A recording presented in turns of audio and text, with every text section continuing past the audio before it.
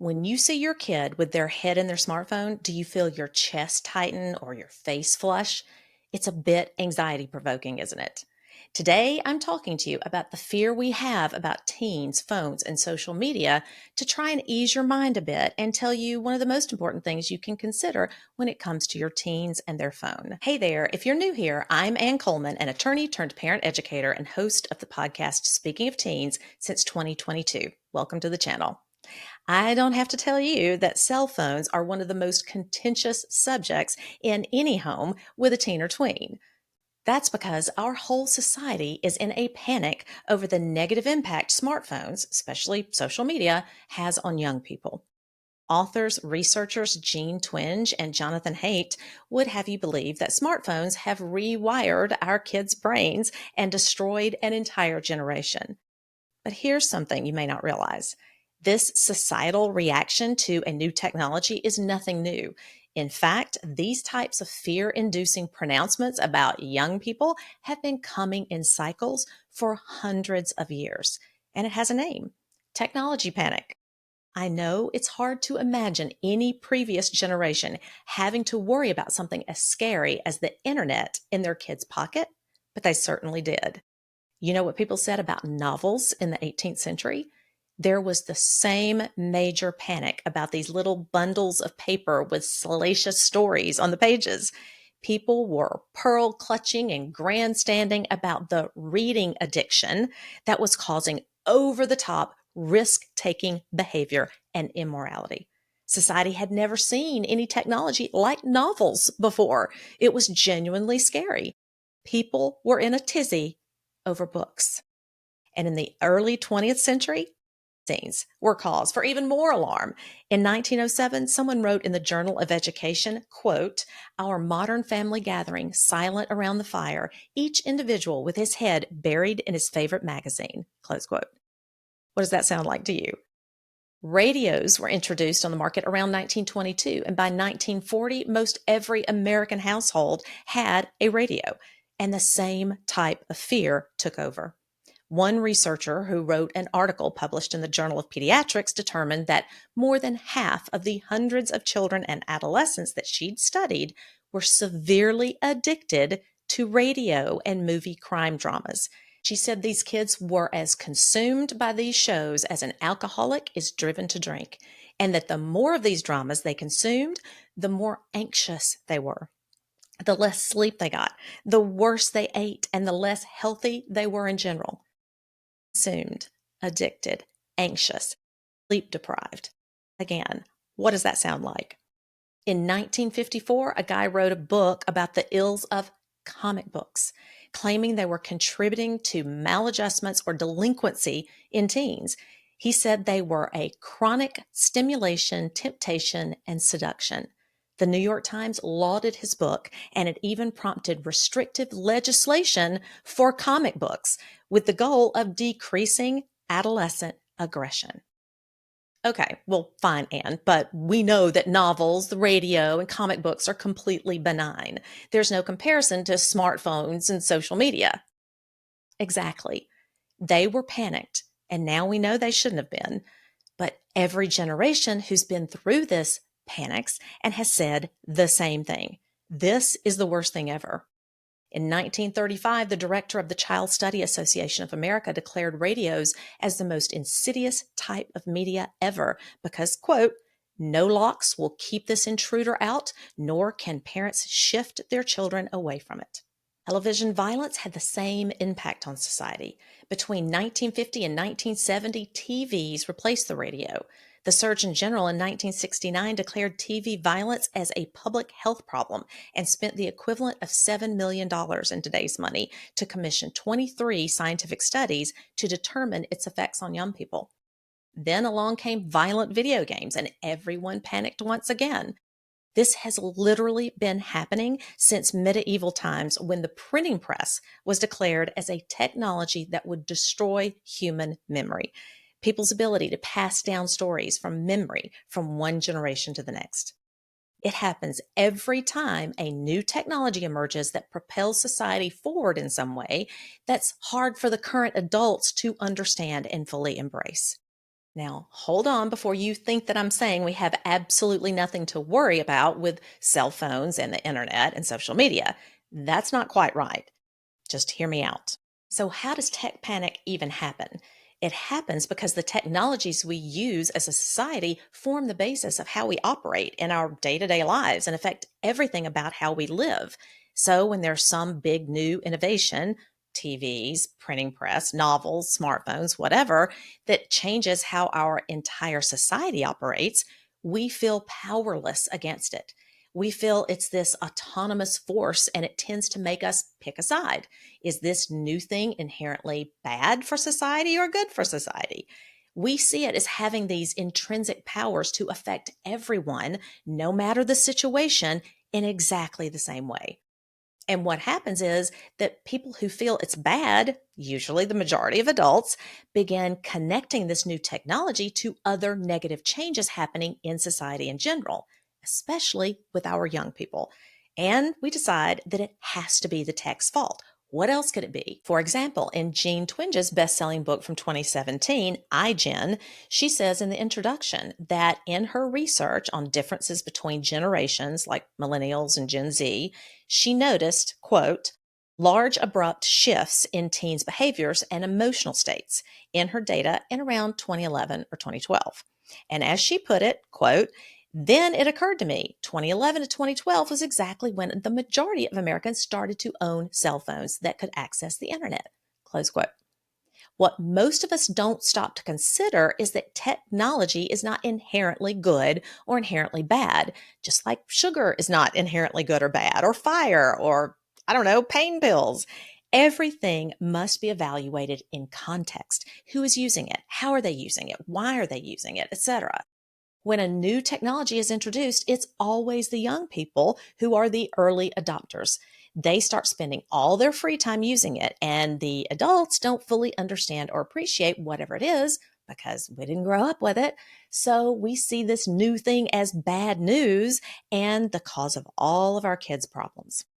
And when parents are upset, their politicians are going to hear about it. And we know that politicians love a good cause, which is the second phase of this tech panic. Opportunistic politicians step in and show parents what saints they are by fighting for their kids, fighting against whatever the tech or the companies are that produce it. It's great political fodder. They get to be seen as champions for parents and kids and ensure their next political office. And what's been happening for at least the past century is that these politicians have been enlisting the help of academia to solve the problem for their constituents. And the researchers are thrilled to do it because it not only means they get funding for their research projects, but they're all but guaranteed to get their study published, which solidifies their place in academia and enhances their reputation. Plus, they may be able to get even more publicity and earn some extra money by writing a best selling book or several best selling books. Hello, Jean Twenge and Jonathan Haidt of the Anxious Generation. So, this is the third phase of the panic, the research itself. The problem, which has been pointed out by other scientists, is that this type of tech research lacks a theoretical or methodological framework. This is too complicated to fully get into here, but it basically means that science has failed to look for the thread that connects all of these technologies over time that might relate them to the societal issues they've been claimed to have been associated with. In other words, rather than radio, comic books, TV, social media, etc., each being looked at separately to see if they're causing psychological issues for people, there should be a general theory as to why that might be the case with all newly introduced technology, so each can be examined under that larger umbrella. For example, one theory is that new technology replaces other activities a kid or teen would be doing, and that's what causes the problems. So maybe this is the broader theory to be examined, but no one theory has caught on to shape this entire field of research yet. That means every time there's a new tech panic, researchers are asking the same questions, reinventing the wheel every time and not really getting any good answers. Does listening to radio dramas cause anxiety in adolescence? Does reading comic books cause delinquency in adolescence? Do video games cause aggression in adolescence? Does using social media cause depression in adolescence? These questions also examine the tech very generally, any social media, as well as the audience, all adolescents. And the results can't hold up under scrutiny because all social media is not alike, and certainly all adolescents are not alike. There are simply far too many other factors that could be at play, and it takes years to look at the effects. I'll talk about that more in a minute. But the fourth and final stage of technology panic is that there's never much progress made by anyone in addressing the scary issues raised. Then, before you know it, there's another new tech unleashed on society that grabs everyone's attention, and the cycle starts all over with another panic. So, when we all start to panic about the latest shiny object, we want answers as soon as possible. We want to know what to do about it. That's when we get the smarty pants researcher saying, don't put a smartphone in their hand until they're 13. Keep them off Instagram until they're 16, which freaks us out even further because the cat's already out of those bags. Are we ruining our kids if we don't go by these rules? But in psychological science, you are rarely going to get a solid answer quickly. And actually, the real answers often end up coming over time by actually observing society and our kids. For instance, in the 1990s, there was a panic over violent video games. There was a wave of school shootings, including Columbine, and people latched onto the idea that this was the games causing all the violence. However, the research on whether there's actually a link between violent video games and aggression in gamers hasn't been conclusive at all. As a matter of fact, there's even been evidence that playing these games causes a decrease in crime, with the data showing that there's a clear decline when a new video game is released.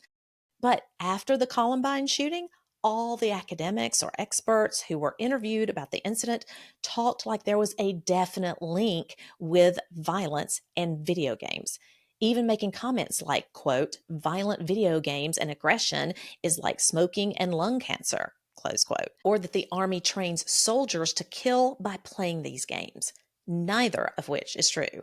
And although the governments of Australia, the UK, the US, and Sweden have concluded that there's no evidence that ties playing violent video games to actual violence, the worry among many parents persists to this day. So, smartphones started the panic cycle all over again. In time, with enough space between one panic and the next, clearer heads prevail. We know now that the printing press didn't destroy our memory. We know that listening to the radio, reading novels, magazines, or comic books didn't ruin an entire generation of kids. Neither did watching violent television shows, listening to rock music, or playing violent video games or the internet.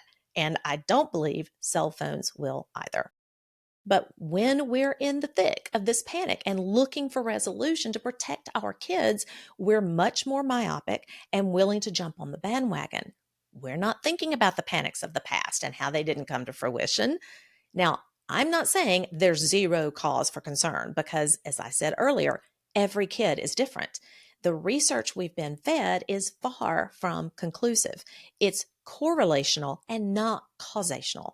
In other words, just because teen mental health hit a decline about the same time cell phones were introduced, it doesn't mean cell phones caused this decline.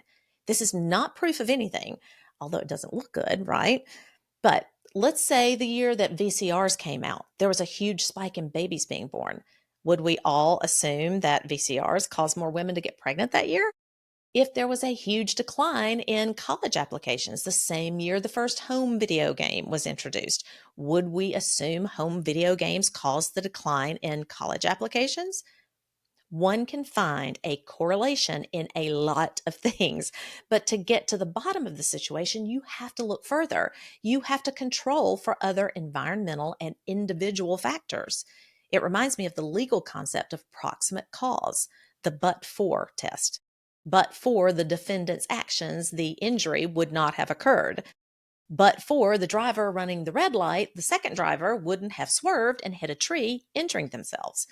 The driver running the red light was the proximate cause of the second driver's injuries. Can we say, but for smartphones or social media, adolescent mental health wouldn't be where it is right now? For example, an interview with Jean Twenge was just published a couple of weeks ago as her new book is about to come out. And the article mentioned a study from 2018 that found that teens who were heavier users of social media were 3 times as likely to be depressed than those who weren't heavy users. Can we say, but for their heavy social media use, they wouldn't be depressed? No, you'd never win a lawsuit with that case. As the defense attorney, I'd be calling all sorts of BS on this argument. This teen over here just broke up with her boyfriend. This one's parents are going through a divorce. That one just developed a bad case of acne. I'd also say that the inverse could be true. Maybe depressed teens spend more time on social media. But most of us just hear the connection between the two things and assume it must be true. I mean, if the argument is made in best selling books that our worst fear is in fact true, which is then repeated all over the internet, the news, and social media, we assume it's true.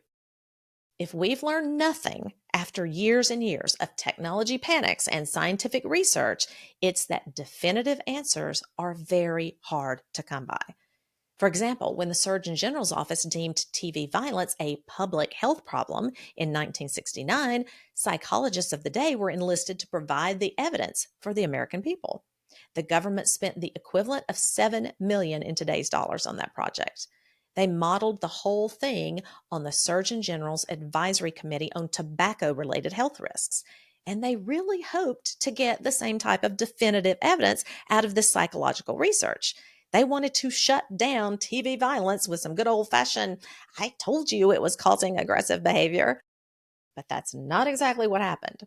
The report that summarized these 23 separate studies concluded, well, it depends. Overall, the research showed that TV could influence some kids in some ways, but then not others. It turned out there were plenty of other environmental factors that needed to be considered. Parental attitudes, personality traits, and community violence, to name just a few. These factors could play a huge role in aggressive behavior. The report summed it up this way, quote, television is only one of the many factors which in time may precede aggressive behavior. It is exceedingly difficult to disentangle from other elements of an individual's life history. Close quote. Not exactly the clear-cut answer the government was hoping for, and that pretty much sums up all the current research on social media use. Back in 2023, when the Surgeon General issued a warning about adolescents and social media, the report clearly stated that social media is not inherently bad and can even be as beneficial for some kids as it is harmful for others. It's just irresponsible and fear inducing to make sweeping statements about all adolescents and certain tech. And freaking out and calling for a ban on smartphones or social media until age 16 is not going to help. As a matter of fact, if you're a parent who's already concerned about phones and screen time, all of this will likely just make you more anxious. You may already see their phone or social media as the enemy, and fear makes for some very irrational reactions and controlling behaviors, which will certainly not help your kid's mental health. Remind yourself that everyone is different and that we cannot assume something that's bad for this kid is bad for another, or that a certain amount of time on social media is okay across the board or whatever. That's not the way it works.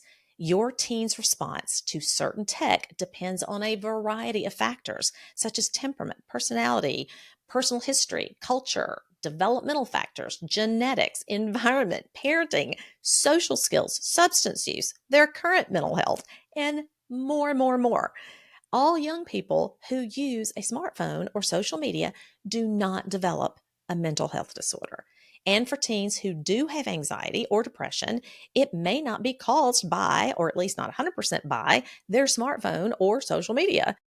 Even if you found that tech did cause their mental health issue, it's because that young person had a certain set of individual attributes that made them more vulnerable. Also, an anxious or depressed kid who's using social media a lot may be doing so because they're anxious or depressed. The bottom line is that technology, social media, the internet can be bad or good or neutral depending on how it's used. The social context, the developmental stage of the person using it, and the individual susceptibility of the person using it. Keeping kids safe and healthy while using smartphones and social media is all about teaching them how to navigate the online world. For younger kids, you start teaching them before just handing them a phone or allowing them to open an account on a social media app. With older teens who are already on social and you feel the battle for screen time has begun, it's about staying connected with them so that they will talk freely to you about what's going on in their life, including online, talking to you about their family's values, helping them understand what's dangerous online. It's not about parental controls and may not even be about the specific amount of time they're spending on their phone.